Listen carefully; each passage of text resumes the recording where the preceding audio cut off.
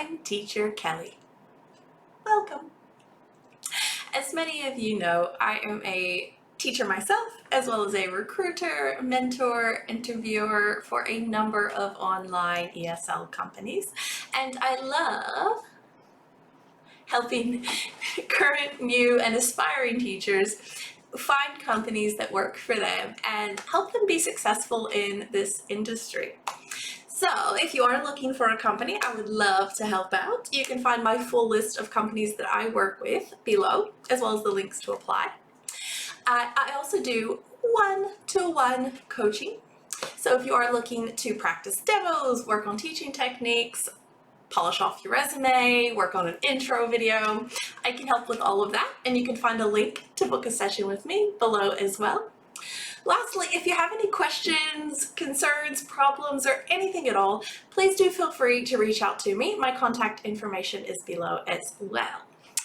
Now, just before we get to our video, important part, please be sure to like, share, comment, subscribe, and show your love for my channel. Okay, so today's video is a reasonably quick one, but it's on a very important topic. I'm going to tell you what you are doing wrong with your applications. So if you keep submitting applications to different companies and all you keep getting is either no response or a big fat meh, then you're doing something wrong. And I'm going to give you 5 huge pitfalls that I have come across that people tend to do, probably without thinking, that either get them ignored or rejected. So let's jump into this list. Okay, number 1. First and foremost, not reading the requirements of the job that you are applying for. Now, this may seem quite silly, but if you go to any company website, I guarantee you will find the requirements to work with them listed somewhere on their page. You need to take the time to figure out what is required to apply to a company. Do they require a degree?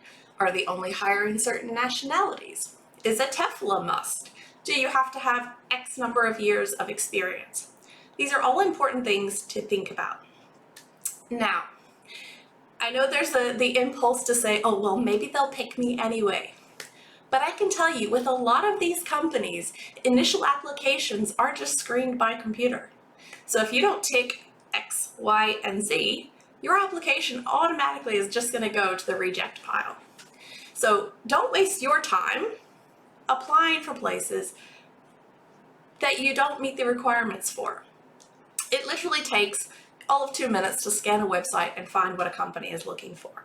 So save yourself some time and stress. Make sure you meet the requirements of where you're applying for, and this will let you put more time into those applications where you do have a chance of getting it. Number 2. This one is one of my biggest pet peeves. I'm a recruiter myself, of course, and I do screen, receive, and process applications for a variety of companies. What I find, and one of the reasons I often want to ignore people, is getting unprofessional communications. So what do I mean by that? This means getting PMs or emails that say, interested, or get me job, or something like that. This can also include, though, I often get emails that just include a resume and no text, or I get vague emails saying, help me get job with a resume. When you are reaching out to a company, recruiter, or anywhere that you are hoping to secure a job with or from, you need to be super professional, because that is the first impression that somebody is getting of you. If you're not professional, why would they want to work with you? So make sure you take the time to write individual emails to these companies and recruiters. Don't send one blanket email to 10 different people, recruiters, companies, whatever. Because if you do, we can see that. If I get an email and I see 6 other recruiters or companies listed, I'm not exactly prioritizing you because I know you're pretty much just, throwing a dart at the wall and hoping something sticks.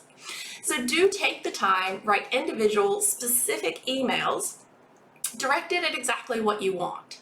Never just send an email that's blank with a resume and cross your fingers. Tell them exactly what you want, why you want it, and what you have to offer this person or company that you're contacting. Okay, and always try to write in proper English. You are applying for an English teaching job.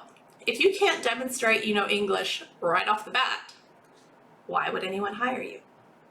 So that's number 2. Make sure all of your communications with any potential employer or source of employment are professional, respectful, and inclusive of everything that needs to have. Okay, this kind of goes with that one as well. So number 3 on my list is not following directions. If a company, a recruiter, or anyone offering employment posts something on Facebook, post a job ad on a website, so on and so on, they usually will give you some instructions on how to apply. I can't tell you the number of times I've put a link to apply somewhere in a post, or I've sent it, or I've posted it on a website, and I either get messages or emails saying, how do I apply? Or I get messages and emails with resumes attached that I don't need. If someone is putting up a job, read the job ad carefully and make sure you follow any instructions there. Because again, from an employer's point of view, if you can't follow the instructions they're giving you before you even have the job, the chances of them expecting you to follow them after you have the job, there's not high expectations there. So follow the directions given to you in a job ad. Okay, number 4, this is a simple one, and it's very easy to do. Avoid rushing.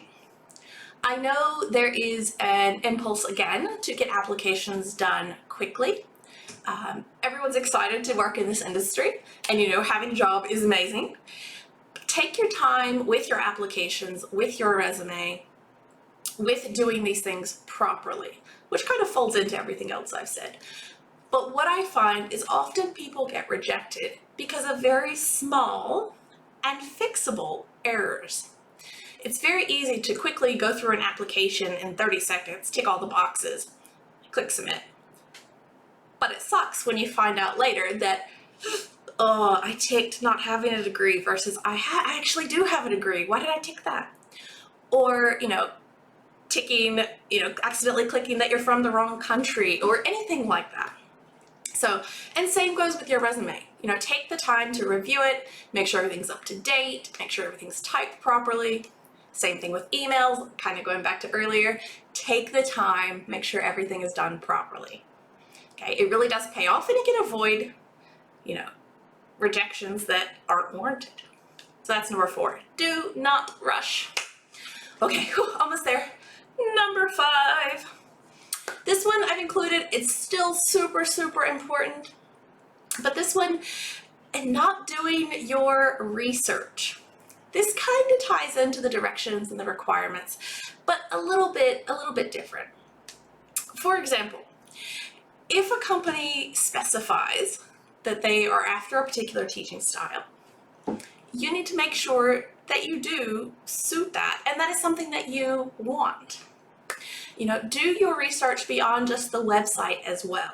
Pop onto YouTube. I guarantee you, no matter what company you're looking for, there is no shortage of us YouTubers out there making videos on it. Have a look and get a feel for what the company wants and expects in its teachers. If you know that doesn't suit you, it's fine to still apply, but you need to make sure you've done your research and that you can provide or be what they are looking for. Okay, so this goes from the application stage straight through the hiring process. If you can't match what a company is looking for in any of those stages, you aren't likely to be successful. So take the time, again, going back to not rushing, look up a company, find what they are looking for in a teacher, and make sure that that suits what you want and what you can be. Okay, so quick summary. Make sure you communicate professionally. Make sure that you follow all the requirements listed and that you meet those. Make sure you follow the directions given on how to apply to a job.